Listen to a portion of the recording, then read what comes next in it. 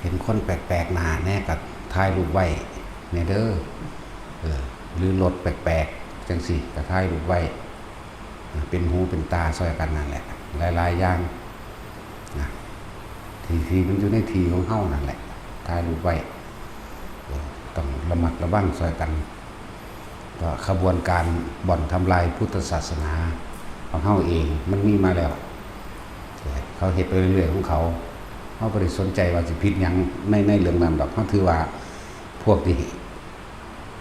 มาหาจับผิดพระหาทำลายพระเรียกว่าบ่อนทำลายพุทธศาสนาเป็นสงครามศาสนามันก็มีมาเรื่อยๆคือยังเด็กน้อย2-3 คนมันงัดรถจังสิงัดรถตะจุ้ยเอาของในรถไปสูบเอาน้ำมันไปแน่มันนี่แหละเด็กน้อยยังอีก3 คนมันเล่นอยู่ในนี่แหละมันยืนเบิ้งอยู่ขันขี่รถหนียังสินาเรือมีรถปิกอัพเก่าๆเป็นรถมิตซูบิชิเก่าๆดอกพอติดป้ายแผ่นทะเบียนมาจอดเบิ้งนั่นเบิ้งนี่มือก็มีรถเก่าๆอีกอันนึงแต่เขาก็บ่รู้ว่าเป็นไผนะแต่ว่าก็ให้เบิ้งเป็นหูเป็นตาน้ำกันได้มันสีดังๆเด่นๆแน่เนี่ยเขาสิมาหาวิธีทำลายจากว่าล่ะคือเฮานี่อันดับ1อยู่แล้วล่ะในจังหวัดนี้ หรือทั่วโลกบุแล้วกูก็เลยเฮาดังเรื่องใดนี่อยากบ่นี่ดังเรื่องด่าคน แต่เรื่องด่าคนนี่โอ้ยโคตรพ่อโคตรแม่ลูกเขาอีอันแตกหมาโลดเฮาดังเรื่องนี้เนาะ ถึงสั่นเด้อบ่ได้ดังเรื่องดีปานใดเด้เฮา ให้ระวังกระบวนการทำลายพุทธศาสนาเป็นสงครามศาสนานำแต่เฮาบ่รักษาปกป้องตนเองไผสิมารักษาและปกป้องตัวเฮาเข้าใจบ่ล่ะบ่ว่าสิเป็นเรื่องใดก็ช่างเรื่องของประเทศก็เหมือนกันถ้าประเทศไทยบ่ร่วมมือกันบ่รักษาสามัคคีซึ่งกันและกันแล้วประเทศใดสิมาปกป้องเฮาเด้อแม่นบ่ล่ะเหมือนกันสำนักงานองค์กรหรือโรงเรียนหรือวัดใดก็ตามถ้าเฮาบ่ปกป้องตนเองไผสิมาปกป้องเฮาน้อมเขาแม้กระทั่งเรื่องส่วนตัวเรื่องบุคคลถ้าเฮาบ่ปกป้องตนเองบัดนี้ไผสิมาปกป้องเฮาสิไปขอความช่วยเหลือจากไผนั่นแหละจึงว่าซอยกันเป็นหูเป็นตานั่นนี่มีหยังแปลกๆก็แจ้งกันถ่ายรูปเข้ากลุ่มจังซี่นะกระบวนการทำลายพุทธศาสนามีอยู่แล้วนะก็ทำลายพระมันทำลายง่ายเด้สั่นเดี๋ยวก็อ้างพระวินัยจังสั่นพระวินัยจังสี่เนาะมีแต่แนวเปราะบางโพดแต่ว่าเฮานี่บ่มีศีลรู้จักบ่ล่ะ กูบ่สนใจแล้วกูปกป้องทั่วโลกนี่แหละในคำว่าพุทธศาสนาแล้วนี่เวลาด่าก็ด่าอยู่ด่าโดยพระวินัยด่าโดยพระธรรมคือบ่เป็นจริงก็ด่าเห็นบ่ด่ากันเองนี่ด่าเพื่อปกป้องและตักเตือนซึ่งกันและกันบ่ได้เอาแพ้บ่ได้เอาชนะเด้บ่ได้เอาความเห็นกับของเป็นใหญ่เด้เอาพระธรรมเป็นใหญ่เอาความจริงเป็นไงบ่ตรงต้องตามพระวินัยหนึ่งบ่ตรงต้องตามความเป็นจริงหนึ่งคือปลุกเสกเลขยันขายของขังบอกหวยใบเบอร์เขาจังสิบ่ถูกต้องคือจังว่ามานั่นแหละแต่มันหูจริงมันเก่งจริงมันคือบ่เขียนไว้เป็นปีโลดเนาะแล้วก็จะบอกประเทศเดียวไหมบอกแม่งทั่วโลกนี่บัก160กว่าประเทศนี่เนาะนั่นสั่นแหละนี่เรื่องคำว่าพระธรรมกับพระวินัยพระธรรมคือความจริงพระวินัยคือควรเราควรในแต่ของเองอันใดเป็นการปกป้องคำว่าพุทธศาสนาน้ำกันก็รวมกันนั่นแหละจากว่าล่ะประเทศไทยถ้าคนไทยในชาติบ่สมัครสมานสามัคคีเสียงผู้ใดมาปกป้องเฮาเนาะนั่นแหละวันนี้ถ้าพวกเดียวกันบ่ปกป้องพวกเดียวกันไผสิมาปกป้องให้เว้าย้อนเข้ามาคือพุทธศาสนาแต่ว่าคนในพุทธศาสนาบ่ปกป้องกันเองทั่วโลกนี่ทั่วประเทศนี่หรือเฉพาะวัดนี้ก็แล้วแต่นี่ย่นเขาลงมาไปสิปกป้องบัดนี้เรื่องส่วนตัวก็เหมือนกัน ถ้ามีคนมารังแกมาตบมาตีเฮาแต่เฮาบ่ป้องกันตัวไผสิมาป้องกันให้เฮาเนาะสั่นตัวเฮาเนี่ยเอาชีวิตแลกเอาเด้บ่สนใจเด้นั่นแหละว่าถ้าผู้ใดถูกรังแกในพุทธศาสนาโดยคนภายนอกเข้าใจบ่ล่ะคนภายนอกจังซี่หลายๆหม่องที่เฮาฮู้เฮาเห็นมานี่นั่นแหละ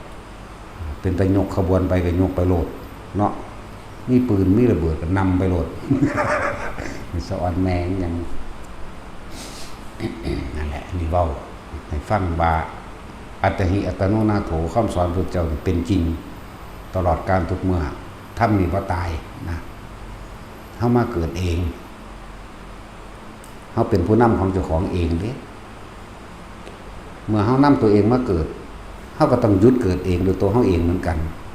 แต่ว่าถ้าเฮาบ่มีคำสอนของพระพุทธเจ้าจักสิเอาหยังเป็นแสงสว่างเอาหยังเป็นเครื่องนำทางเนาะอริยสัจสี่ปฏิจจสมุปบาทมรรคมีองค์8นี่แต่บ่มีตัวนี้เนี่ยแล้วกันบางยุคบางสมัยที่บ่มีพระพุทธเจ้าก็มีหมู่ฤาษีชีไพเขาเจ้าก็บำเพ็ญฌานของเขาเจ้าเองก็ยึดติดในสมาธิไปนะก็เข้าใจว่านั่นเป็นที่สุดแห่งทุกข์มั่งถือว่าเป็นนิพพานในของเขามั่งคำว่านิพพานมันมีมาตั้งนานแล้วแหละมีก่อนพระพุทธเจ้าพุ่นมีก่อนพระพุทธเจ้าเฮาสิอุบัติขึ้นนะแต่ว่ามันโดยความหมายคนละแบบกันการบ่รับรู้การบ่ได้ยินการบ่ได้กลิ่นการเข้าสู่ความสงบนิ่งอยู่เขาก็ถือว่าเขานิพพานคือดับเย็นของเขาแล้วมันทางบ่แม่นแบบนั้นของเฮามันคนละแบบพระพุทธเจ้านำคำว่าอนิจจังทุกขังอนัตตาออกมานี่คือยอดของปัญญามันร่วมอยู่ตรงอนิจจังทุกขังอนัตตาสิ่งทั้งหลายมีความเกิดขึ้นเป็นธรรมดามีความแตกดับเป็นธรรมดาอันบุคคลทั้งหลายไม่ควรเข้าไปยึดมั่นถือมั่นนี่ยอดมันอยู่นี่นะสัพเพธัมมานารังอภินิเวสายะภาษาบาลียอดมันอยู่นี่มูอุตกะดาบทพวกนี้อาราลดาบทหรืออสิตะมันนี่ถ้าได้ยินได้ฟังธรรมคำว่าบ่คนเข้าไปยึดมั่นถือมั่นรู้อนิจจังอนัตตาเดียวเขาเจ้าก็บรรลุปั้วเดียวนึงได้ล่ะนั่นแหละเพราะว่ากำลังของเขาเจ้าน่ะมันเต็มแล้วแต่ว่าขาดทั้งปัญญานั่นเด้ขาดทั้งความรู้แจ้งจริงๆตามความจริงว่าสิ่งทั้งหลายมีแค่เกิดมีแค่ดับบ่คนยึดแต่ว่ามันบ่มีคำนี้เข้าไปแทรก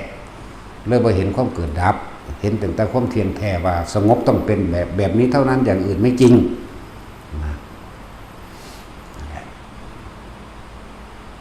แล้วพวกเฮาที่ฝึกหัดปฏิบัติอยู่นี่ถ้าเข้าใจคำว่าปัจจุบันคือหยังปัจจุบันคือลมหายใจ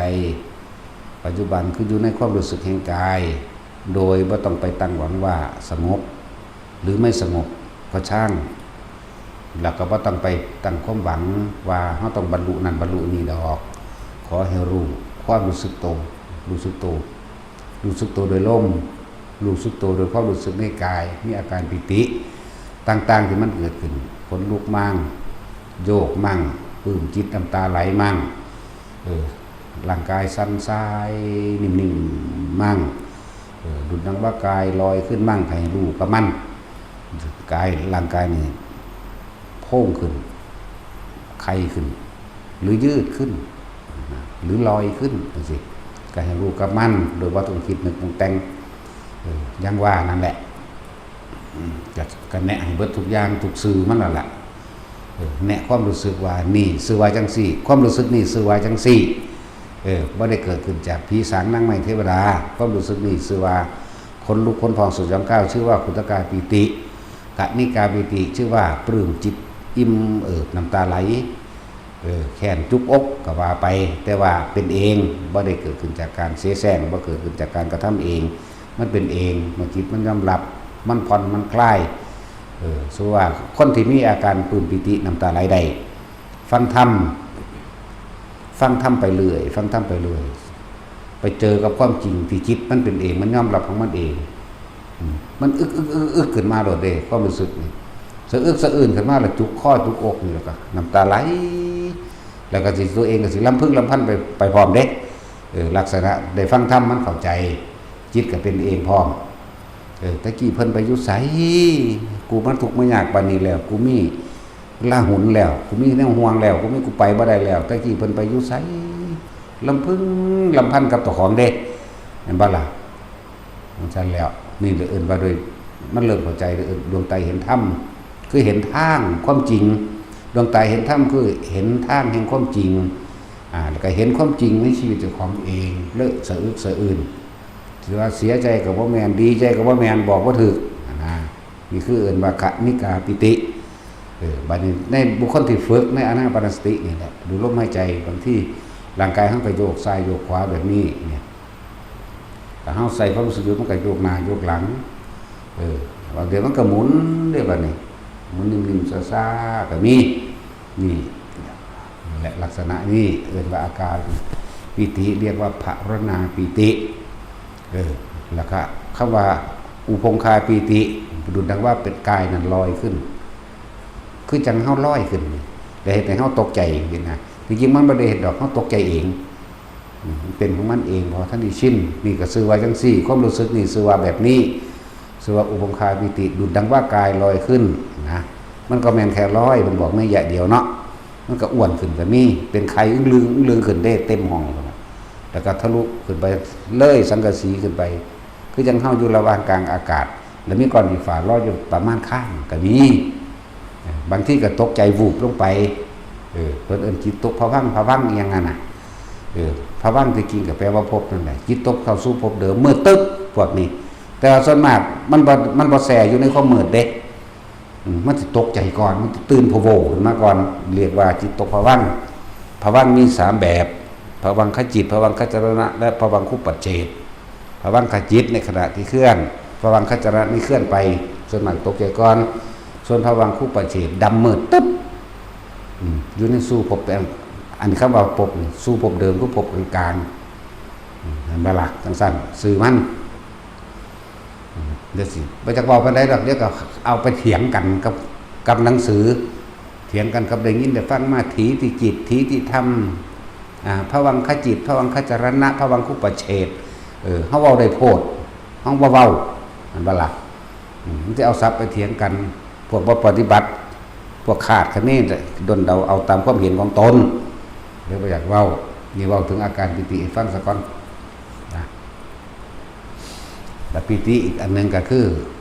มีแสงสว่างเกิดขึ้นดุจดังฟ้าสายฟ้าแลบที่เขาเจ้าเขียนไว้ในหนังสือนะ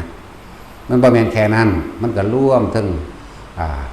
บ่แม่นดุจดังฟ้าสายฟ้าแลบวาบขึ้นมาเลยก็ตามนี่ก็เอิ้นว่าโอกันติกาปิติสื่อนี่สื่อของมันสื่อว่าจังซี่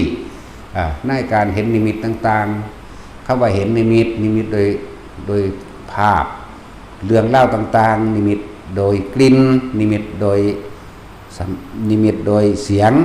มื้อนี้อยู่ในหมวดของคำว่าโอกันติกาปิตินะแสงสว่างเกิดขึ้นแต่มันเกิดมันก็เห็นนั่นเห็นนี่ก็แล้วแต่มันไปคือเขาตั้งชื่อมานั่นแหละอโรกะแปลว่าหยังจักบ่ล่ะแปลว่าแสงสว่างอาโลกาสินังนั่นแหละอโรกะแปลว่าแสงสว่างเด้อเขาเอาหมามาเป็นน้ำเป็นเครื่องจุดประกายเนาะคนแท้ๆยังบ่มีแสงสว่างเลยหมาสุดมีแสงสว่างเอามาเตือนคนได้นั่นหมาแล่นออกหน้าขยะว่าล่ะมีแสงสว่างนำทางก็เลยอโรกะยังสั้นแหละยังเฟซนี่แหละเขาว่าเนาะเฮาก็บ่รู้จักภาษาฝรั่งว่ะยังบอกเฟซอย่างเขานาวอล์กออฟเฟซว่าจักหีแมงยังก็สร้างดอกเว้ยบ่พอสิแล้วครับเข้าดอกจักซื้อมันแล้วก็เลยเนาะบ่สู่ตำเจียวใส่ปลาแดกดอก เนาะแต่สินยังอิ่มกับเขาอยู่เด้นั่นแหละที่นี่ส่วนมากพวกเฮาเนี่ยมีความฟุ้งซ่านมีความอยู่บ่เป็นเพราะว่าขาดความต่อเนื่องเด้อหลายๆคนขาดความต่อเนื่องนะคือการปฏิบัติตนเองนี่คือบ่ต่อเนื่องบางที่ก็บ่ได้สำคัญจำเป็นเอาภิกษุสามเณรนี่บางที่ก็บ่ได้สำคัญจำเป็นอีหยังกูขี้ข้านกูบ่ขึ้นกูบ่ฟังกูบ่ทำบัตรจังซี่ นี่เอิ้นว่าขาดความต่อเนื่องความต่อเนื่องในการปฏิบัติตนเอง โดยกายพร้อมจากว่าโดยใจน้ำมันแหละทั้งสองอย่างนั่นแหละขาดความต่อเนื่องบ่เจ็บบ่ปวดบ่ป่วยบ่อันนั้นอันนี้ก็ขี้ข้านก็มีนั่นแหละบ่มีความอดทนในการนั่งฟังนั่นบ่มีความเพียรพยายามที่จะนั่งฟังนี่เอิ้นว่าขาดความต่อเนื่องการที่มานั่งอยู่นี่สงบก็สร้างบ่สงบก็สร้างบ่มีสูญเสียบ่มีเสียมีแต่ได้จักยังได้สิเศร้าดอกกระสางแต่ว่าร่างกายมันทนทานต่อการนั่งก็อย่าว่าล่ะมันก็มีความพยายามในความอดทนของมันพร้อมนี่ได้สองอย่างทั้งเพียรพยายามทั้งอดทนขาดความต่อเนื่องนึงทำบัดก็บ่ต่อเนื่องบ่เจ็บบ่ป่วยแหมจักว่าล่ะบ่เจ็บบ่ป่วยก็มาตัวมานั่งอยู่นี่ทั้งนั่งทั้งเส้งไปนำแต่มันก็ได้โดยรูปหลักรูปแบบได้โดยความอดทนในกายอยู่บ่มีเสียทำบัตรผู้ละเดี๋ยวอันเริ่มมีหน้าก่อนผู้ใดถ้าบ่มีความจำเป็นหยังก็ออกไปนะบ่ให้อยู่เป่าๆแล้วนะสิตั้งกฎระเบียบเข้มข้นขึ้นได้บาดนี้เนาะนะโมเดี๋ยวเธอมึงขี้ขาดรถมึงจะทำทางหัวดีกูจะด่าหอดพ่อหอดแม่มึงคุณเนาะหรือว่าด่าไปแล้วก็บ่จักแล้วด่าไปแล้วได้นะอีประสาทแม่มันมันเป็นประสาทมันไปเอายาโรงพยาบาลมาแล้วบ่สั่นแล้วแต่ตั้งกฎระเบียบตอนนี้ก็ผ่อนให้ว่าเขาเรียนหนังสือนำนะมันจะเรียนฮีแม่มันยังแบบว่านะโม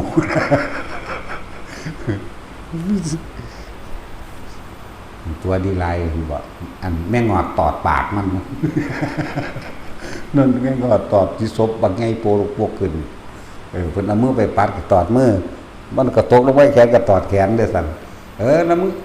ตัวพอมึงดูหลายมึงเป็นสั่นแหละวะกูเห็นมันตอดหำมึงบาดดีวะมึงสิตัวพอมึงบอกว่าไปบิณฑบาตไล่ไปคือเก่าเด้เพิ่นอยากมาอ้างว่าเพิ่นสิบ่ไปนะแต่ว่าที่หลวงพ่อจะพูดเห็นเป็นจังคือเป็นแนวนี้แม่งอดตอดปากเขาเพิ่นหัวจนขมักฟงออกเพิ่นตัวเพิ่นจากหัวลายฮะเพิ่นหัวกันแล้วเริ่มธุระกาว่ามันเรียนจบก่อนพวกมันเรียนอยู่ก็ดีปรากฏสุดเขามาใหม่มันสิมีตัวอย่างนั่นบ่ล่ะมันมีตัวอย่างเอาได้บ่เนี่ยบ่ทำวัดบ่เป็นหยังดอกหลวงพ่อเพิ่นด่าซื่อๆบ่เป็นหยังดอกนั่นบ่ล่ะบ่ด่าซื่อเด้บาดนี่ตะตีมันก็ตีก็ระวังแสกับฝ่ามือเอาหยังมันเอาฝ่ามือเป็นหยังก็เอาฝ่ามือมันบ่เจ็บถ้าเอาแสมันเจ็บไม่ตีจนฟกขึ้นคนได้บ่ได้ตีน้อยๆเด้ก็ตีน้อยอยู่ตีทีเดียวนั่นแหละตีทีนึง2เทื่อแต่ว่าแดงครึ่งขึ้นรถได้ล่ะเอาหยังเลือกเอาหูมาแล้วเอาเดินคือเอาบิดหูนั่นแหละทำวัดก็ต้องขึ้นมาทำประจำเฮาบ่เจ็บบ่ป่วยก็ขึ้นมาก็บ่เจ็บบ่ปวดบ่ป่วยบ่มีธุระอีหยังก็ขึ้นมาหรือการมานั่งมันนี่ก็มามันจะมาจิตตัวแต่ว่าทำความเพียรหลายภาษานอนเล่นเกมมือซื้อเนาะดิสิจำกัดเรื่องโทรศัพท์พร้อมได้บัดเนาะโทรศัพท์มันบ่เป็นโทษกับไผดอกคนใส่ต่างหากมันบ่ทันรู้จักนะเล่นแต่เกมนี่แหละมันซั่นแล้วสิมีหยังเด็กน้อยเล่นเกมเนาะบอกให้ท่องหนังสือท่องได้อยู่เด้มันก็ท่องได้อีหลีเด้ มันเอาตัวรอดอยู่เด้ว่าท่องอันนี้ได้หรือยังท่องเบิ่งดูมันก็ท่องให้ฟังอยู่เอาได้อยู่ รอดไปทีละอันนั่นซั่นแล้วมันก็พอสอนได้อยู่ดอกแต่ถ้าอยู่นานแล้วเฮาเบิ่งแล้วอยู่เท่าใดก็เป็นคือเก่าก็บ่ได้อยู่นะ มันฉลาดอยู่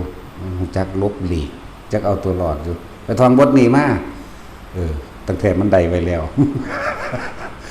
ตั้งแต่มันใดไว้แล้วเด้มันก็ทองให้เพิ่งท้องไปบ่ลืมได้ทองกับปากเด้ท่านแล้วมันคือว่าขึ้นมาอันนั่งนี่หนูทองอันนี้อยู่สั่นตั้งแต่มันได้แล้วมันจิตตัวแล้วมันจะไปเล่นเกมโอ้บักฮาเดียวมันเสื่อมเลยสมน้ำหนาด้วยชีเชฟตอดปากโอ้บ่แมนเลยแม่งอดแม่งอดตอดปากกันหมดแหละขาดการต่อเนื่องหลายๆคนขาดความต่อเนื่องในการมานั่งได้ยังบ่ได้ยังก็นั่งนั่นแหละสงบก็รู้ว่าสงบก็รู้สึกตัวได้ตัวเองนั่นแหละเข้าใจก็ตามบ่เข้าใจก็ตามบ่ได้อย่างนึงมันก็เป็นได้อย่างนึงเด้บ่เสียเปล่าๆเด้นั่งฟังบ่รู้เรื่องก็สร้างก็นั่งก็หั่นแหละวันนั้นเลิกไปทั้งหมู่นั่นแหละบาดนี้มันสิได้ความอดทนโดยบ่รู้ตัวดอกตะกี้เฮาก็เป็นเน้นน้อยคือกันนั่นแหละตะกี้หางันซ้ายย่างหนอขวาย่างหนอบ่8ฐาน9ฐานทั้งเฮ็ดทั้งศูนย์ได้นั่นบ่ได้หยังได้จริงๆมันนั่นน่ะบ่ได้หยังคือความสงบนี่บ่ได้แต่ว่าอดเฮ็ดเอามันอยากว่าล่ะโอ้อดเฮ็ดเอาว่าสั่นเพิ่นบ่ให้ผ่านภาษาอันนั้นฝากธรรมะทั้งศูนย์ทั้งเฮ็ดแต่ว่าเฮ็ดได้อยู่ผ่านอยู่พี่บาดเวลาเข้าไปหมู่อื่นๆที่เขาเจ้าเทศนานๆหลวงปู่หลวงตาครูบาอาจารย์เทศนานๆน่ะเฮาก็นั่งเฉยอยู่เด้ทั้งคิดอยู่ว่าจักยามใดสิแล้วหังบ่เปลี่ยนท่าจักเทื่อเด้นั่งอยู่หั่นนั่นแหละจังไม่เห็นคิดเห็นบุญคุณครูบาอาจารย์คือหลวงปู่จรัญเห็นคุณได้บัดนี้อ้าวผู้อื่นเขาเปลี่ยนปุกปักอยู่เทศ4ชั่วโมงเฮาก็นั่งบ่ติงเลยเซยอยู่หั่นแหละจริงๆบ่ได้หูฟังดอกเข้าหน้าแต่เจ้าของลืมเวลาเฮาไปลงอุโบสถจังซี่เฮาก็นั่งหลับตาเงียบปึ๊บเมื่อขึ้นเอ้าแล้วนั่นจังซั่นแล้วมันข้าวเดียวนึงเด้เพราะว่าเฮาบ่ได้ไปสนใจหยังนั่นแหละข้าวเดียวนึงเด้เป็นแค่จังหน้าที่เดียวนึงเด้เพราะถ้าเขาเจ้าเริ่มไหว้พระทำไหว้นั่นนี่เสร็จเรียบร้อยปุ๊บผู้เพิ่นสวดขึ้นสวดปั๊บนี่เข้าของเฮาเลยเด้ปั๊บเข้าข้าวเดียวนึงเด้บัดนี้เมื่อพวกโวไปเว้ขึ้นมาเอาเขาเจ้าแล้วว่าไปต้องเขาเจ้าเลยนั่นแล้วขาดความต่อเนื่องความอดทนทางร่างกายเลยบ่มีจักว่าล่ะเพราะว่าสิเดินจงกรมเพราะว่าสินั่งนะนั่นแหละอันนึงเด้อจึงบอกว่ามันขาดความต่อเนื่องแล้วก็เทคนิคของความสงบคือบ่ต้องอยากสงบแต่เขาให้รู้อยู่ในร่มนั่นแหละบ่ต้องไปขาดกันนี่บ่ต้องไปตั้งหวังคนที่ตั้งหวังก็เลยต้องผิดหวังคนที่อยากก็เลยบ่ได้ตั้งอยากมันอกหักแต่แค่ว่าล่ะไปตั้งหวังว่าสงบต้องเป็นแบบนั้นแบบนี้อยากให้เป็นแบบนั้นนี่อย่าไปอยากอยู่ในลมหายใจนั่นแหละลมแน่ความรู้สึกในกายแน่อีกอย่างนึงเฮาก็ผ้ากันเล่นมีเครื่องเล่นตั้งเยอะแยะมั้ยก็ไปผ้ากันเล่นเอาเองฝึกอยู่เจ้าของผู้เดียวตัวเนาะคืบแขนคืบมือคืบหยังนี่ก็สอนให้กันตัวคืบก้อนหินมาทดสอบกำลังคิดเจ้าของว่าเจ้าของนี่มีกำลังคิดพอสิห้ามสิ่งใดสิ่งใดดึงได้หรือยังแม่นว่าซั่นเอากระดาษจากผ้าเอาก้อนหินเอานั่นเอานี่เฮ็ดเล่นอยู่เจ้าของนั่นแหละโอ้เล่นอันนี้เมื่อยแล้วกูก็อ่านหนังสือมื้อแล้วกูก็ฟังไปฟังมากูก็หลับตื่นขึ้นมากลับมาล้มแน่เดินจงกรมแน่เฮ็ดไปอยู่พอซ้ำนี่เฮ็ดไปตายนั่นแหละบ่ได้ไปเฮ็ดแนวอื่นดอกเนาะเฮ็ดไปซ้ำตายนั่นแหละเวลาจิตมันมีกำลังมันนั่งเป็นของมันดอกเวลาจิตมีกำลังของบางอย่างที่เกิดเหตุประสบการณ์ต่อหน้าซึ่งหน้าหรือเหตุการณ์ฉุกเฉินนั่นบ่คนที่จิตมีกำลังแค่นึกซื่อๆมันก็เป็นมันก็แคล้วคลาดปลอดภัยออกมาได้เด้เนี่ยก็ยังบอกว่าให้เล่นไปเถอะฉันได้เฮาก็บ่คิดไปฆ่าไผดอกเว้ยมันบ่ซั่น บ่ได้คิดไปฆ่าสัตว์ลักทรัพย์ประพฤติผิดในกามโกหกมดเท็จกับผู้ใดบ่ได้กินเหล้าเมายากับไผบ่ได้ไปปรุงแต่งสร้างบ้านสร้างเรือนอีหยังกับไผดอกเฮาเล่นวนแต่อยู่ในนี่ก็เรียกว่าทรงชาติเจริญชาติคือเก่าตัวนั่นแล้วบ่แม่นว่าสิตั้งอยู่กับลมมาตลอดดอกก็เฮ็ดไปหลายๆอันตัวอันใดที่มันเป็นประโยชน์จังซี่เป็นประโยชน์โดยเฮ็ดทางจงกรมร่วมกันมั่งเวลามียกกุฏิก็ยกไปมั่งนะสั่นแหละแต่มันบางที่ก็สนทนาธรรมกันเอาเองสนทนาธรรมตามการมันก็เป็นมงคลสูงสุดอยู่แล้วจังซี่นะคืออันใดก็สร้างวนจนให้กุศลมั้ยวนจนให้กุศลมั้ยคำสอนพระพุทธเจ้าทุกพระองค์ได้อันสัพพะปัสสะอักขังกุศลสุปสัมปทานสกิตะปะริโยทัพนังเอตังพุทธานาสาสนังนี่คือคำสั่งสอนของพระพุทธเจ้าทุกพระองค์ของเดชปฏิข้าเจ้าแปลไว้จงทำกิจให้เขารอบปลอดจากอกุศลทั้งปวงนะทั้งสั้นเขาก็เลยมาแปลซ้ำอีกที่หนึ่งอันใดที่มันไม่เบียดเบียนทำร้ายผู้ใดผู้หนึ่งให้เสียชีวิตและทรัพย์สินตลอดทั้งคนและสัตว์จงทำไปเถิดนั่นแหละคือเรียกว่ากุศลคือความฉลาดกระทำแล้วไม่กังวลกระทำแล้วไม่เดือดร้อนทั้งตนเองและผู้อื่นนี่แปลเข้าใจง่ายๆแต่ว่าต้องทำกิจให้ขาวรอบจักไม่จังใดขาวหรอกเนาะปลอดจากอกุศลทั้งปวงแน่มันว่าเข้าใจซูเมอร์นี่มันหยาบเราเลยต้องแปลให้เข้าใจแล้วก็มีความอดความทนเนี่ยเลยเนาะจำเพิ่นกันยังว่าขันติปรมันตโปติวิขานิพานังปรมังวัตตินะหิปะภาชิโตปรุปัสคาติพโนโหติปรังวิหิตโตสัพพะปัสสะอรังกุสรสุปสัมปทาสัจจิตะปรุตังเอตังมุตตานัสสาสนังความอดทนเป็นตบะอย่างยิ่งความอดทนเป็นเครื่องคม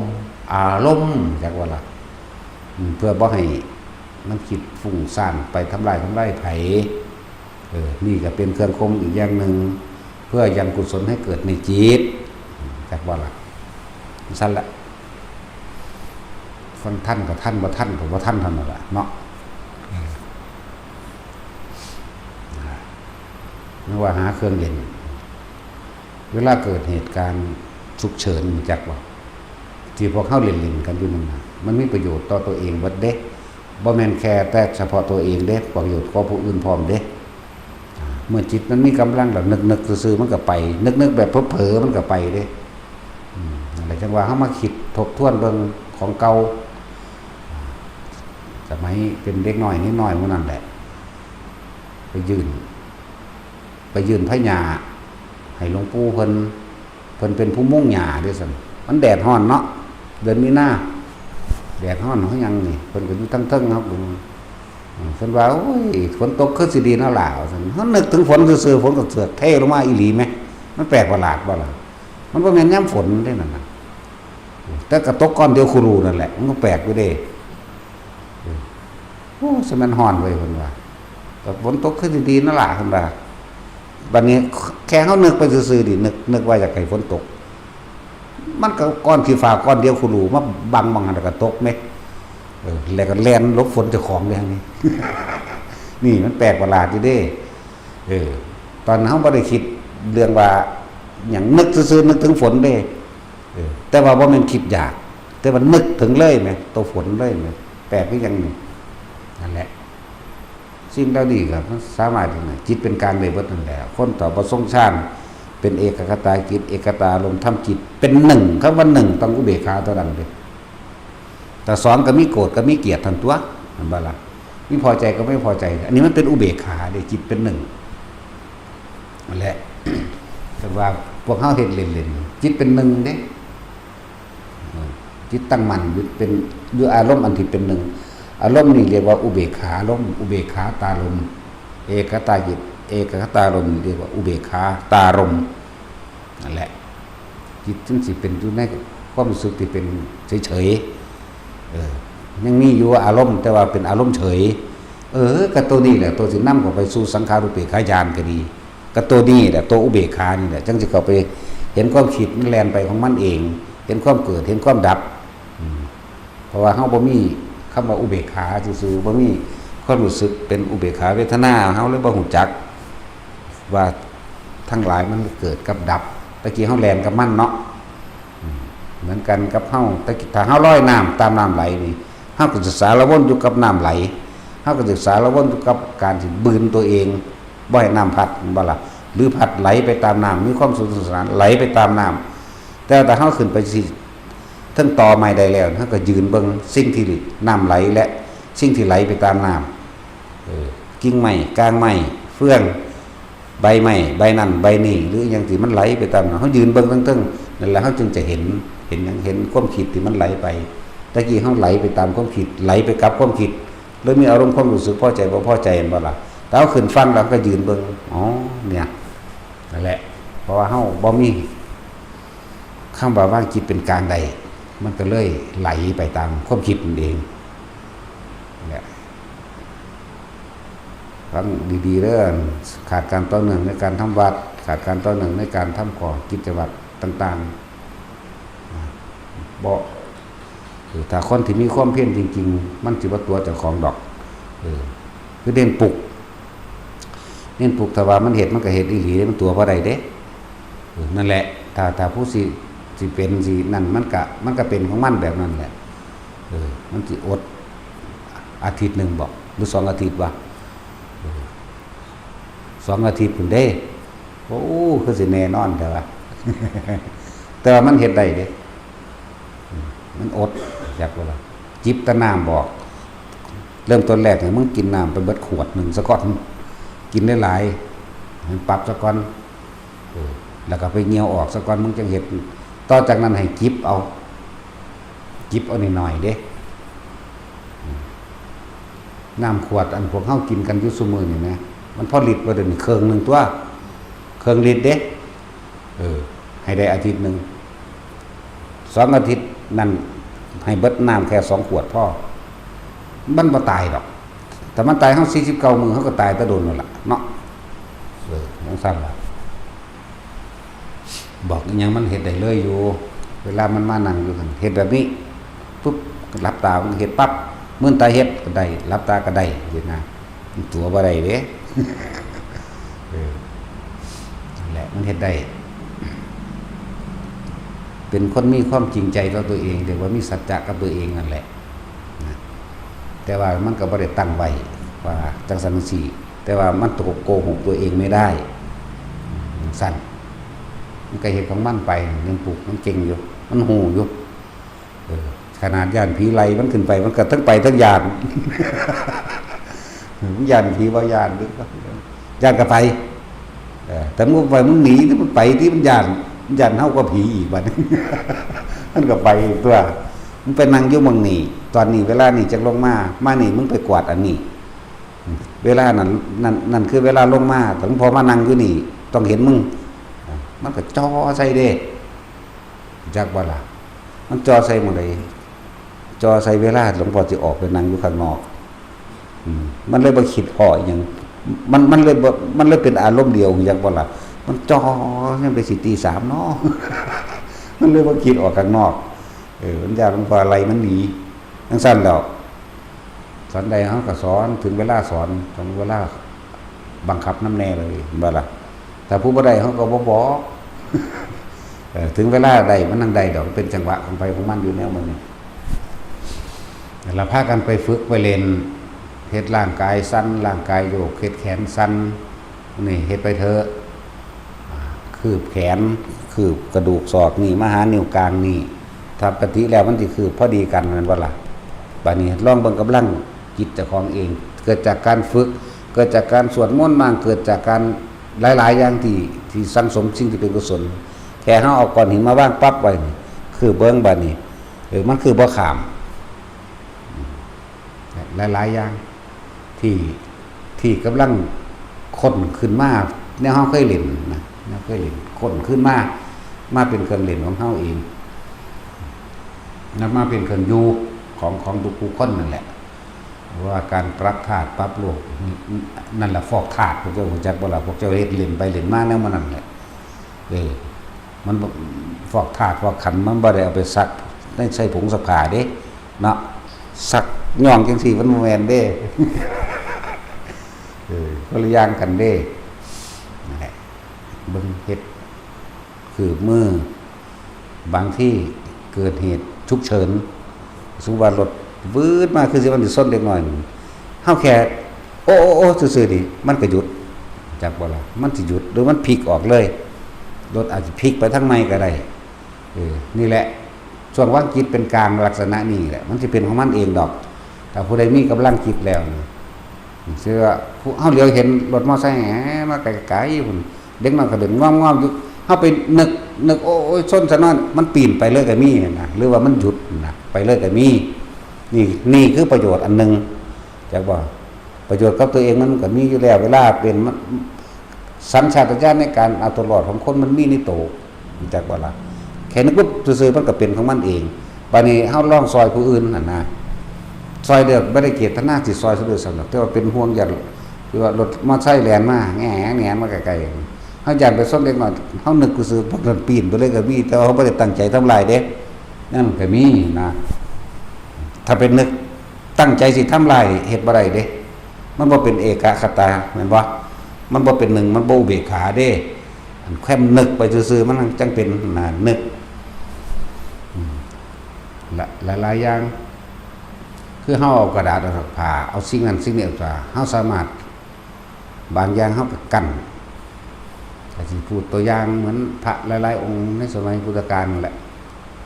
เวลาน้ำมันสิท่วมมาบางทีพุทธเจ้าสั่งเรวตะเธอจงไปป้องกันอันตรายให้หมู่บ้านนั้น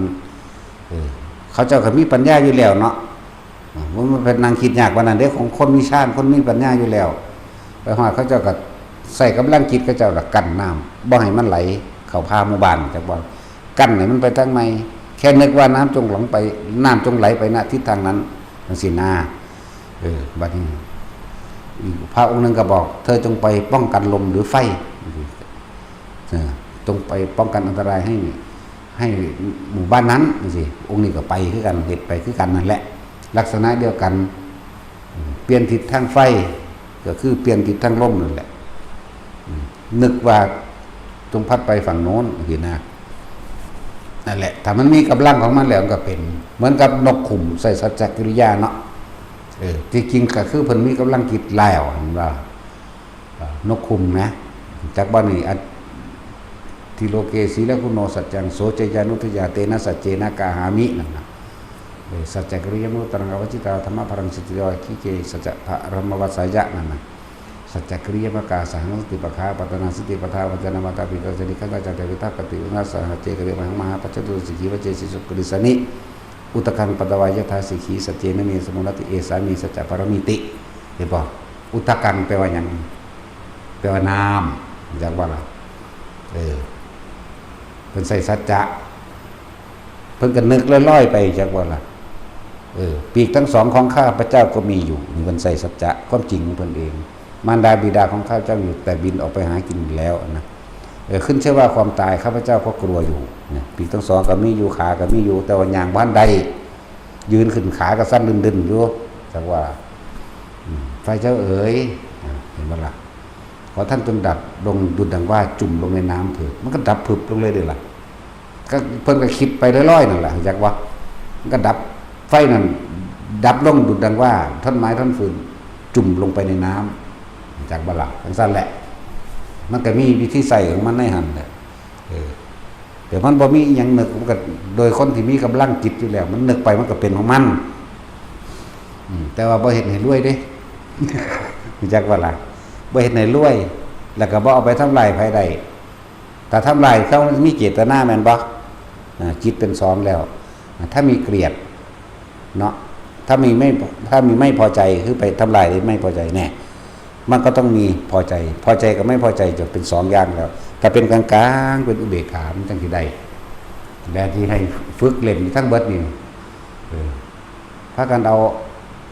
ปากกาเอาก้อนหินไม่จิกหรือขวดน้ำหมอนยังก็แล้วแต่เฮ็ดเหลือแต่เอาตัวเองออกว่านี่เข้าใจว่าล่ะ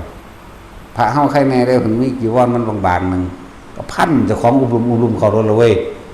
พันเข้าแล้วกิ้งออกขึ้นมาก็ได้ตัวบัดนี้แต่ขึ้นมาขู่รูอยู่เทิงกันพาได้ก็กิ้งไปอีกก็เฮ็ดอีกกิ้งไปอีกก็เฮ็ดอีกบาดมันสิทะลุออกของช่วงเผลอๆมันออกดอก ทะลุกำแพงเชื่องเผลอเด้มันสิเป็นเด้ต้องใช้คำว่าเผลอกูไปตั้งใจตำกับพอดีเลยหัวแตก ตั้งใจตำปุกออกบ่ได้เด้เฮ็ดเผลอๆไปหั่นแหละนะนั่นแหละมันสิมีถ้าสามารถทะลุกำแพงออกมาได้แล้วนะครับต่อไปก็ล่องไปเมืองอื่นตัวบัดนี้พุ่นไปไหว้เจดีย์ไปขั้นทักกุฏิของพุทธเจ้าก็ไปตัวบ่เดี๋ยวนี้เฮาก็นึกเห็นเดี๋ยวนี้เด้เข้าใจบ่ล่ะบ่เดี๋ยวนี้ก็เห็นเดี๋ยวนี้ได้บาดนี้เพราะมันดูอยู่มันก็ไปเห็นรถได้ล่ะชัดเจนคือยังนี่ล่ะทางบ่ไปแต่ไปย่านบ่มีคนแจ้งขาดเครื่องบินขึ้นมาให้ ไฟแล้วสิมาบ่ได้ต้องไปแบบเผลอๆไปผู้เดียว สั่นแหละนั่นแหละเฮ็ดเบิ่งมันได้ทั้งนั้นไปได้ก็ต้องมาได้นี่คือประโยชน์อีกนึงบ่แม่นแค่นี้เด้เฮาไปจับเทคนิคพระองค์นั้นจักชื่อว่าในลืมแล้วล่ะเพิ่นเก่งในชาญการเข้าชาญของชาญเก่งเด้เพิ่นถามหาที่สุดของโลกขึ้นบ่ล่ะพระนั้นจักชื่อว่าในลืมล่ะเพิ่นว่าบักที่สุดของโลกหรือจักรวาลนี่ต้องมีขอบเว้ยเหาะเบิ่ง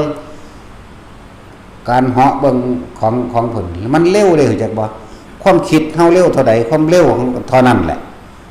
ความเร็วนี่มันเร็วกว่าเบิดทุกอย่างเร็วกว่าแสงเร็วกว่าเสียงเร็วกว่าเบิดทุกอย่างความคิดเฮาเร็วเท่าใดที่เขาเจ้าเหาะไปตลอด100ปีคิดเบิ่งว่ามันไกลขนาดใดเฮาคิดถึงดวงจันทร์เดี๋ยวนี้ก็เห็นเดี๋ยวนี้แม่นบ่เร็วจังซั่นแหละบัดนี้เพิ่นสิคิดไปหาหม่องสุดขอบจักรวาลตลอด100ปีตายซ้ำจักบ่ล่ะตายแล้วก็ไปเป็นพรหมตัวสั่นแหละไปเป็นเทวดาสันพรหมมาแหละนั่นแล้วหลังจากนั้นแล้วพุทธเจ้าจังตามเทศน์ให้ภายหลังเด้ดีบ่ล่ะเนาะก็จังบรรลุข้างบนพุ่นเด้เพราะว่าเขาเจ้าได้ข้างล่างแล้วเกิดท่านพุทธเจ้า พุทธเจ้าถามว่าบ่แม่นเธอว่าอาจสามารถไปด้วยกายได้เธอสิไปหาที่สุดของโลกที่สุดของขอบจักรวาลมันบ่มีอย่าไปอย่าเฮ็ดแต่เพิ่นก็บ่เชื่อเพิ่นดื้อเพิ่นดื้อได้เพิ่นมึน เพิ่นต้องพิสูจน์ด้วยตนเองเด้เพิ่นก็เลยเหาะไปตลอด100ปีตายซ้ำบ่ได้กินหยังมั้ยมันก็มีอายุของมันอยู่เด้บ่ได้เข้าเพราะ100ปีปานนั้นเด้พระเจ้าเข้าชาติก็เลยบ่ซั่นเข้าชาติรักษาโลกหรือซ่อมแซมธาตุขันธ์ตัวเองเฮ็ดได้เบิดนั่นน่ะแต่พวกเฮาที่อยากซื่อๆเนาะตัวของเฮ็ดบ่ทันได้เป็นกำลังเจ้าของบ่ทันถึงแต่ถึงแล้วมันได้รู้จักดอกวิธีซ่อมแซมร่างกายซ่อมแซมคือมันป่วยนั่นแหละรักษาโรคตัวเองนั่นแหละคือจังเป็นโรคนั้นโรคนี้แหละผู้เก่งในชาติเขาจะหาวิธีบางทีผู้เขาจะเก่งสมาบัติ8อยู่แล้วเขาสู้สมาบัติ8นั่นแหละเดี๋ยวสิว่าสัญญาเวทีโดดสมาบัติเอาอีกละเดี๋ยวศูนย์อีกละนั่นแหละเฮ็ดเล่นไปเด้อล้วนแล้วถ้าเป็นประโยชน์ล้วนแล้วถ้าเป็นเฮ็ดให้จิตมันตั้งมั่นก็คือบ่หวั่นไหวนั่นแหละมันสิคอยสังสมไปทุกรูปแบบตัวท่านอันอื่นเฮาก็มีอยู่แล้วเวลามีโรงทานก็ไปตามโรงทานอันอื่นก็มีเป็นการส่งเสริมสนับสนุนเนาะอาหารยารักษาโรคเสื้อผ้าธนาแพทย์ที่เครื่องนุ่งห่มต่างๆช่วยเหลือนั่นนี่ก็ว่าไปที่อยู่อาศัยอย่างที่เฮาก็เฮ็ดอยู่แล้วแหละทุกคนมานี่ได้ถากได้ถางได้สร้างกุฏิวิหารศาลาได้ซื้อที่ดินธรณีสงฆ์ไว้ก็สร้างวิหารนั่นแหละเขาเจ้าก็ได้อยู่ได้กินได้อาบนั่นว่าซั่นน้ำเฮาก็เฮ็ดเฮาก็เจาะขุดน้ำบาดาลแน่นึงทุกคนได้ร่วมกันเบิดเด้บ่แม่นแต่หลวงพ่อเฮ็ดเด้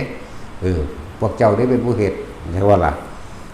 ทุกๆคนนั่นแหละมันบ่ได้ไปหารับจ้างมาแต่ทางใดแม่เนาะบ่ได้ไปกู้มันเด้จักเขาจ้างกันมื้อละเท่าใดแล้วตะกี้มีแต่กู้มันมื้อละ15 บาทพอสิเดินเอาให้ กู้มันเท่านั้นตัวเดี๋ยวนี้บ่ไปรับจ้างไผแล้วแม่นั่นแหละเป็นของทุกคนนี่เฮ็ดนี่เฮ็ดเบาหยังดอกเฮ็ดซื่อๆแล้วแต่สิแล้วสำาใดแล้วแต่สิเป็นไปสำาใดแต่ว่าก็ทำทุกวันให้ทุกมื้อเฮ็ดทุกมื้อเบิ่งนั่นเบิ่งนี่ออกไปเบิ่งงานมันเบิ่งงานมันนี่ก็ไปจังซั่นแหละแล้วบ่แล้วก็บ่ได้คิดต่อดอกไปซื่อๆนะ นั่นแหละฝึกไปเล่นไปเฮ็ดไปกำลังจิตมันตั้งมันขึ้นมันก็เกิดกลายเป็นบุญญาฤทธิ์เป็นพลังจิตตานุภาพโดยที่เฮาบ่ขาดหวังว่ามันสิเป็นไปวิสัยของผู้ใดชาญจอมเพชรยังได้แปลกประหลาดอยู่แล้วจักว่าล่ะเป็นอาจินไตยที่ปุถุชนทั้งหลายคิดบ่พอคิดบ่ออกดอกอาจินไตยสี่วิสัยของพระพุทธเจ้าพระโพธิสัตว์วิสัยของผู้ใดชาญจักว่าล่ะเรื่องของกรรมเนี่ยคิดเท่าใดมันก็บ่สุดบ่แล้วเป็นเรื่องของกรรมแล้วเป็นสั้น นะครับการมีผลของกรรมมันนี่โอ้พอแห้งกำเนิดโลกหรือโลกอจินไตยโลกจินตาหรือว่าโลกจินไตยมื้อนี้ก็ต้องไปอย่างนั้นกับมันแต่วิสัยของผู้ใดชาญถ้าผู้ใดชาญกับผู้ใดชาญมีชาญเหมือนกันทำได้เหมือนกันก็บ่สงสัยกัน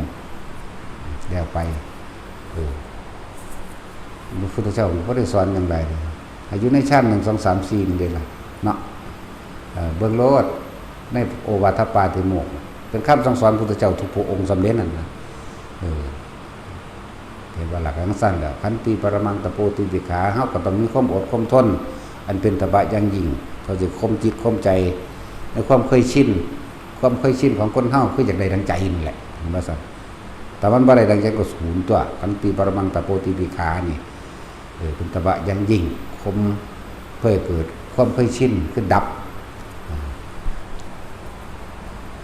หยุดความเคยชินนั่นแหละจังว่าก็ว่านิพพานก็หยุดความเคยชินดับจังว่าล่ะ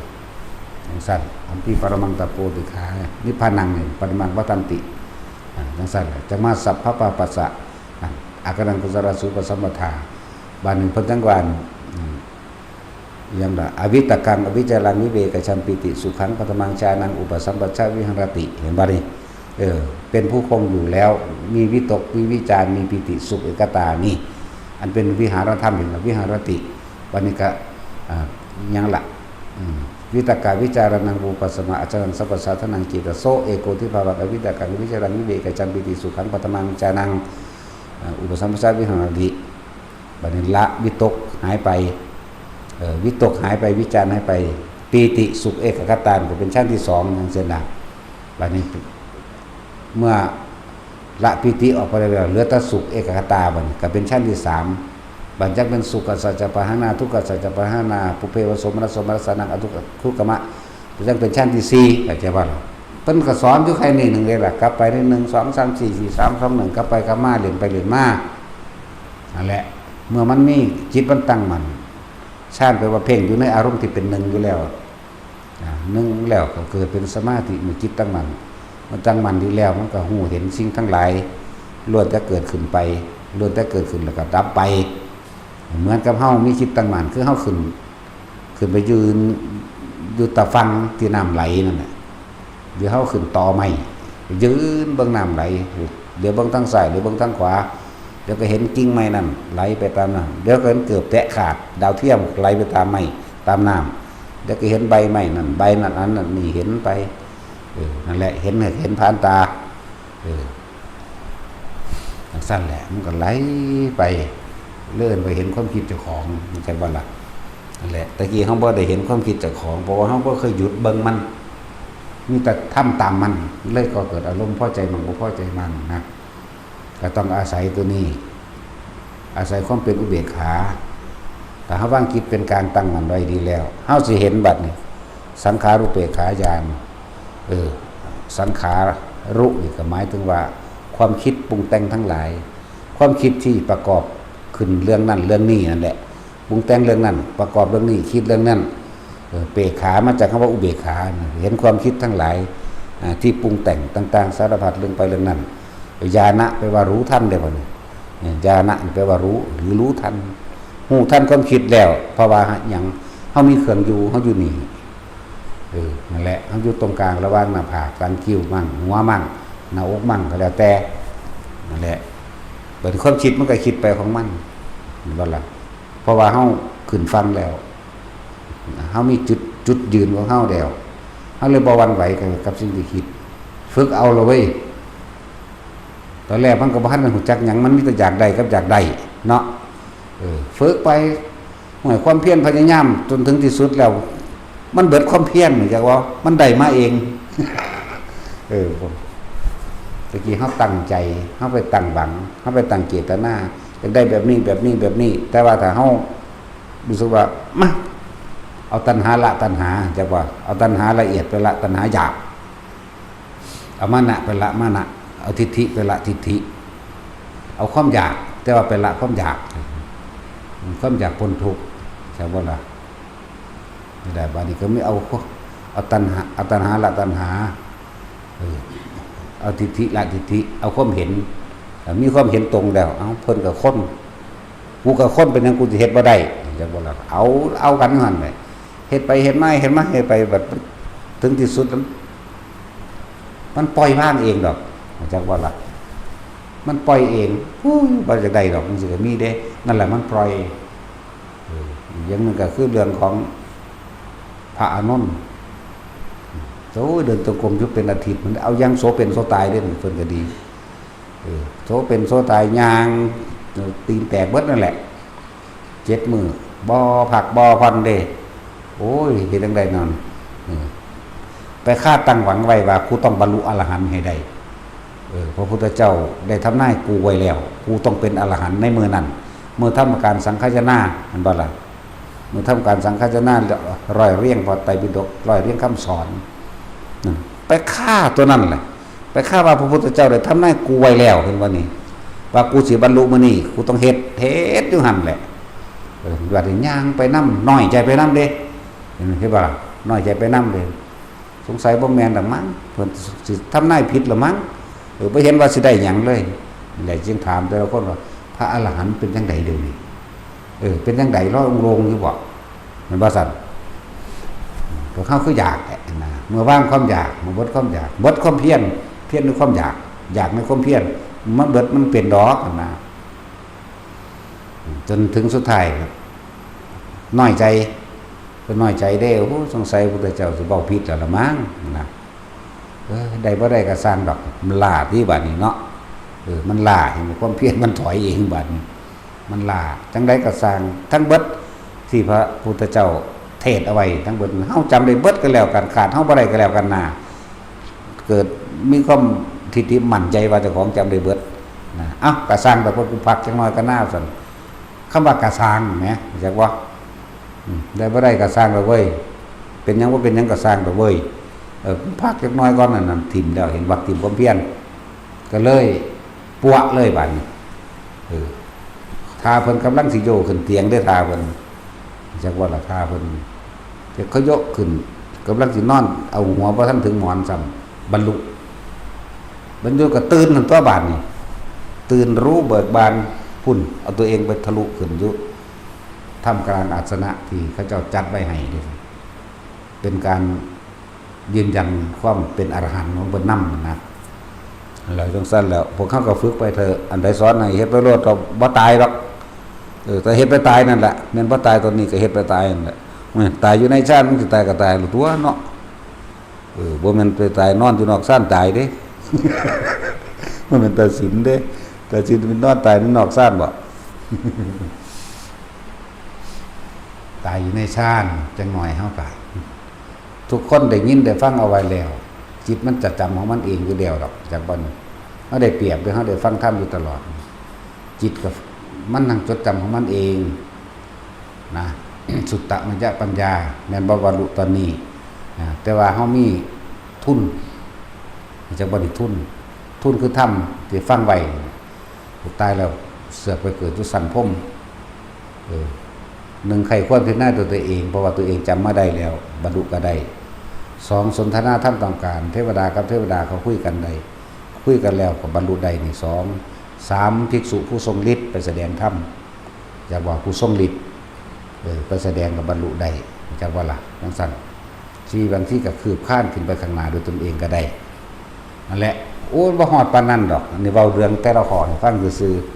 ๆมันก็สามารถสมมุติว่าไปอยู่ชั้น3แล้วขึ้นชั้น4ก็ได้พรหมชั้น3มหาพรหมว่าล่ะแล้วถ้ามหาพรหมมาปริสุทธาปโรหิตามหาพรหมมาปริตาภาอมานาภาอาภัสราไล่ขึ้นไปก็ได้แต่ว่าส่วนมากสิอยู่ในระหว่างทำการบรรลุก่อน เป็นสั้นบางองค์คนก็เรียกว่าอุปหาจปรินิพพายีเป็นศีนาหรือธรรมโตโสเป็นศีนารู้บรรลุเรื่องหรอกซ้อมเบิ่งเนาะ มันหยังพูดมันก็มีความหมายของมันในโตไปได้ที่เขาบอกมานี่เพราะเป็นว่าบ่มีความหมายไปในโตมันเด้มันมีอยู่แล้ว แต่ว่าอุปหาจปรินิพพายีปึ๊บจังซี่มันเข้าใจเราได้คนที่เข้าใจคนที่รู้ความหมายมันจักบ่ล่ะจังว่ากลุ่มแปลซึ่งลึงอยู่นี่เนาะแปลอีกให้หยังบุกฟังฝึกไปเถอะมันสิก่อเกิด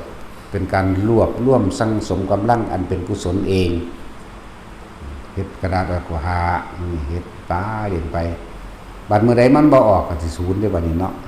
โอ้ยพวกมันบ่มีสมองอีเดีเนาะก็จะยึดตัวสร้างบ่รู้จักคำว่าปล่อยว่างเนาะพอเข้าใจแล้วบ่บัดนี้น้อยใจมากูเบิดกำลังอยู่ว่าเด้เนาะเวลาเขาเฮ็ดออกมันบ่ออกมันเลยพวกเกี่ยวยึดมันได้หรือจะว่าระบาดนี่หรือว่ากูเสื่อมว่าเด้ เพราะเข้าใจว่าคำว่ายาหยุดนะกลุ่มเฮ็ดอยู่ว่าสั่นไปตั้งใจเฮ็ดอยู่ว่าสั่นมันบ่ออกดอกมันบ่จักปล่อยเข้าใจแล้วบ่บาดนี่พวกบ่มีสมองสิได้ไปซ่องเบิ่งก็หรอมีจักคนบ่ อยู่ใกล้ตาจินหลายบ่มีเด้หูกันหนวกสมองก็บ่มีอีกเนาะ เสร็จแล้วถ้ามันบ่ออกก็คือมันบ่ออกต้องสิไปกลุ่มมันออกแล้วสิไปคิดปรุงแต่งต่อเฮ็ดหยังสิไปหาคำตอบของมันเฮ็ดหยังก็ยังว่ามันบ่เที่ยงมันมืดแล้วตอนนี้จักว่านี่มันบ่แม่นตอนเที่ยง เสร็จแล้วคิดบ่ออกติหาถามกันเจ้าเป็นคือไปบักว่าโอ้ยผมมีสมองโอ้แต่ก็พอออกคือกันเด้ก็เป็นนั่นนี่ว่าเด้สิมาถามหลวงพ่อก็ยันถึงด่าอยู่แล้วบ่ต้องห่วง นี่เด็กกำลังด่าอยู่นี่ยินว่านี่พวกผมมีสมองเอ้ย มันยืดจักว่านั่นบ่ออกก็บ่ออกกันแล้วไปถึงตัวออกก็คือออกกันตัวอันที่กลุ่มเอาสุดๆแล้วโหลดเนาะยังว่าบ่ให้ยืดอยู่เห็นไหมเครื่องทดสอบทดลองปัญญาเจ้าของอยู่ใกล้ๆแท้ๆจังบ่ได้จักที่จักแดนหยังเห็นป่ะซั่นแล้วไปกลุ่มเด้อเว้ากันเด้อจะเป็นคือข่อยนี่ว่าเป็นคือกันอยู่ติดีใจได้ว่าเป็นคือกันเป็นทางต่ำมึงบ่จักตินั่น เนาะแต่สินจังซั่นแล้วเฮ็ดไปมันบ่ออกก็ปล่อยตัวจะไปหาเหตุผลหยังก็ยังบอก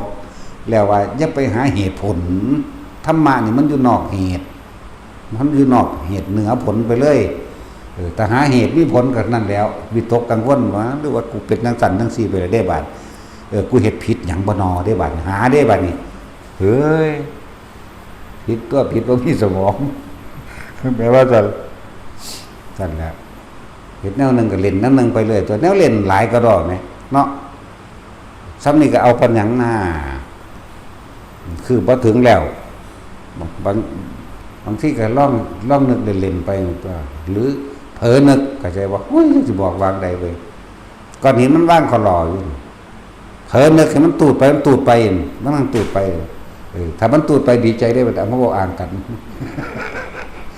คือเห็นอันนั้นอันนี้ออกแล้วเอามาอ่างกันโอ้ยพวกผมมีสมองก็เห็นเด่นไปยุหันละสักวัน สั่นแหละแต่สอนกันแนะกันไปเรื่อยเห็ดเด่นไปเรื่อยนะบ่ออกก็บ่ต้องไปกังวลบ่ต้องไปหาเหตุผลแม้ตั้งแต่ออกก็ยังหาเหตุผลโอ้ยมันเป็นบ่ายอย่างจะว่าธรรมะนี่มันอยู่นอกเหตุเหนือผล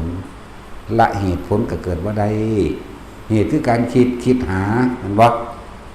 สั่นตัวออกได้จังได้หนอพลิกใบหุ่นพลิกไปพี่อยู่หั่น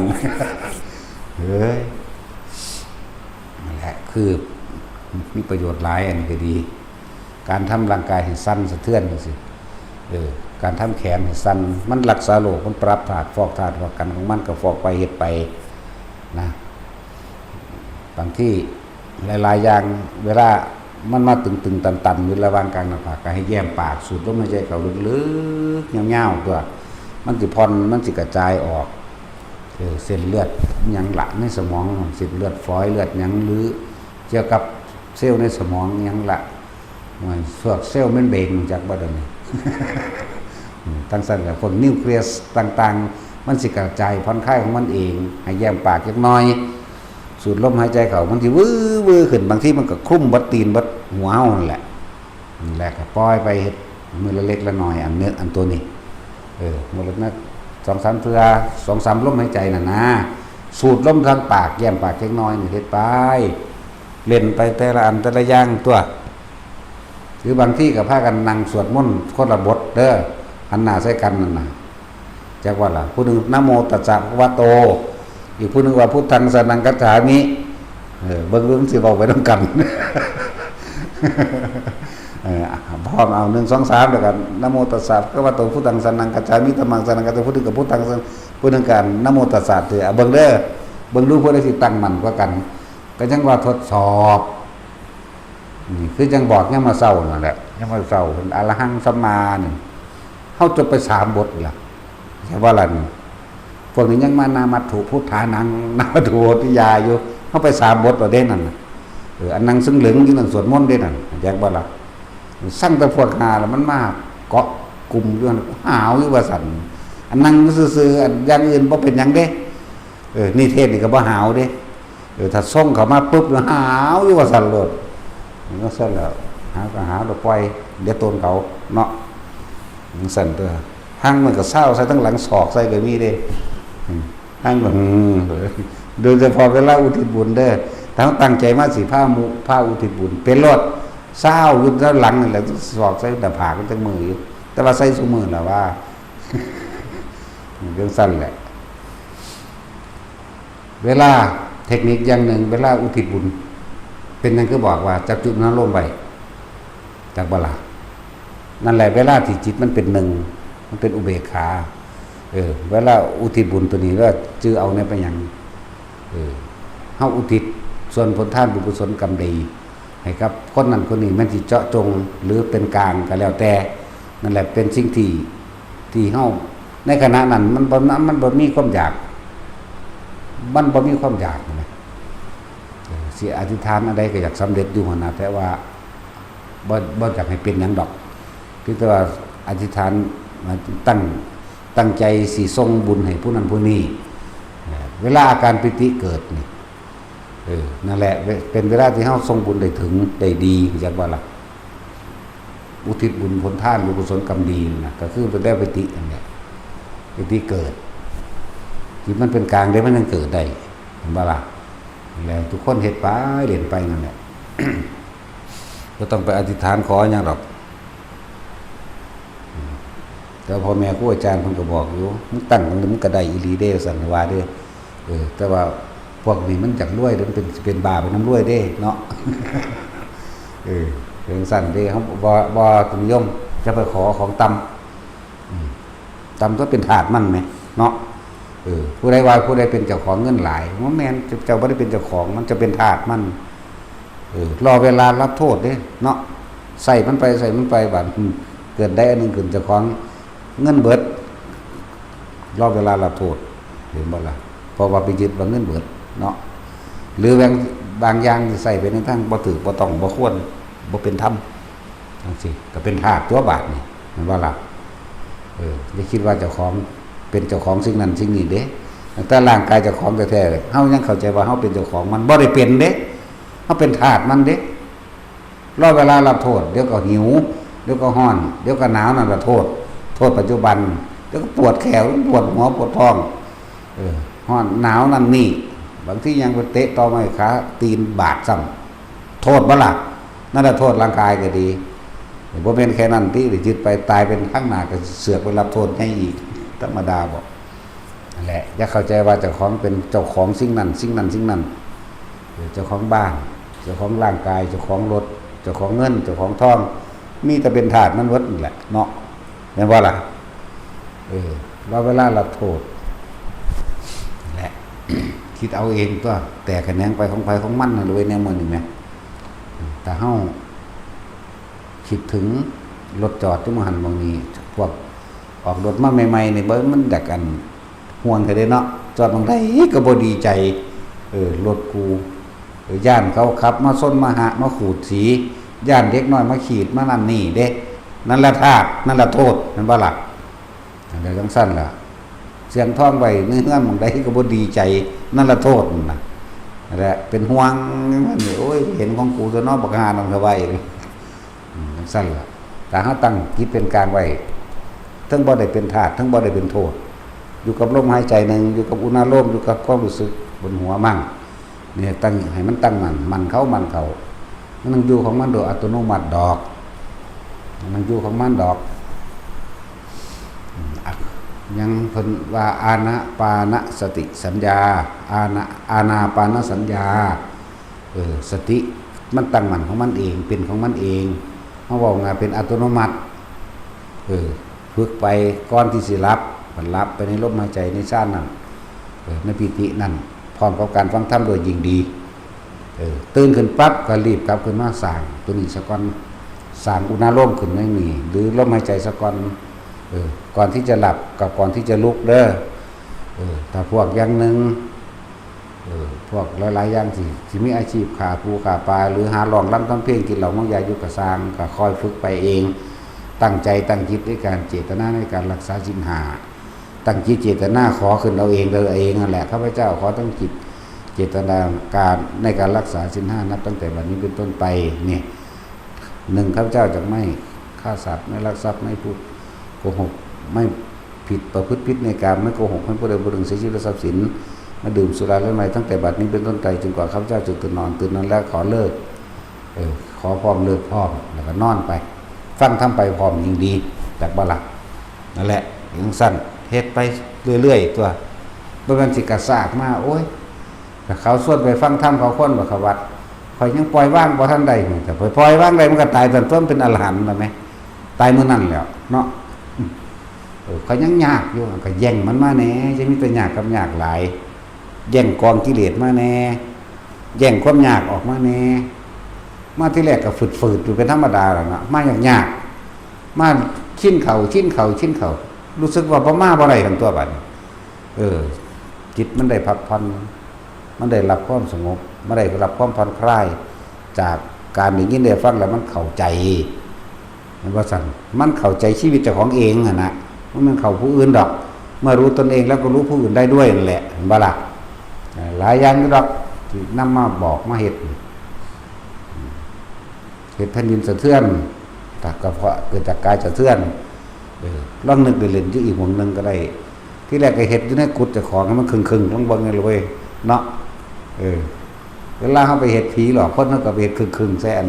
กุฏิหลังนั้นล่ะมันก็น้ำเป็นหยังนอนบ่หลับแท้มันเป็นหยังจังนอนบ่ลุกมันนอนบ่หลับเฮ็ดเติ้งๆต่างๆใส่มันก็ได้ตัวพวกก็โอ้ยผีหายว่าดิเห็นเนาะเฮ็ดได้เบิดนั่นแหละผู้ใดบ่ตื่นผีจับขาลากแอวนั่นแม่เนาะมันสิหน่อยมันผีลากแอวแล้วบ่มึงบ่ตื่นโลดสิผีไปลากมึง